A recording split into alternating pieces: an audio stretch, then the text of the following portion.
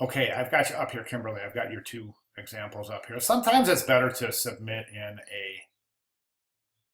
a PDF or an attachment with a PDF or the native file. And the reason I say that is because it's nice to be able to back off to back out, zoom in, and then back off to see a full page. I'd like to get a little further away from this um, for the critique itself, but I don't have the ability to because there's no attachment here. You have just put these in body copy. So we'll do what we can, okay?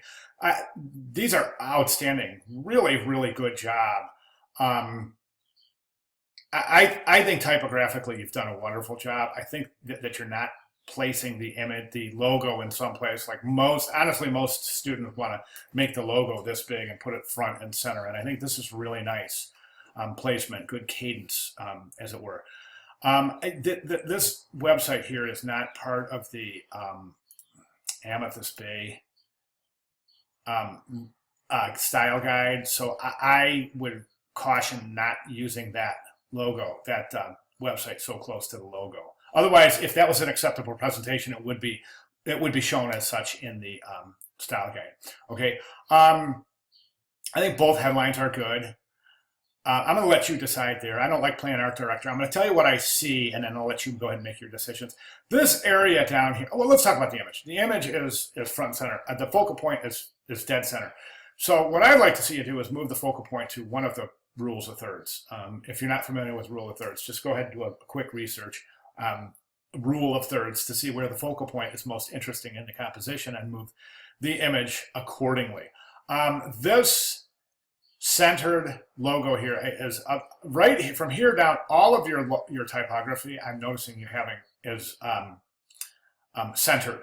So basically that's centered, that's centered, that's centered, that's centered. So you're really not allowing any negative space to be activated. So I recommend not using centered type. I think it's really a poor way of expressing and using the negative space.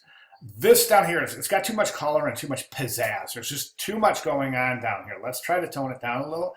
Have you tried even using the image as the background for the whole ad as opposed to adding these color bars? I think it's just too much. It's adding too much visual weight to the bottom of the composition. It's just kind of like blop, just posting it down and not letting it move.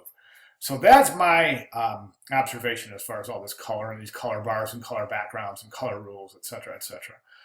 So try to simplify that area a little bit. Again, my idea is to try to incorporate more of the image into the ad and less of the color background. Okay, but anyways, awesome job. If you have any questions, feel free to give me a holler and see if I can clarify. Thanks, Kimberly. Nice work.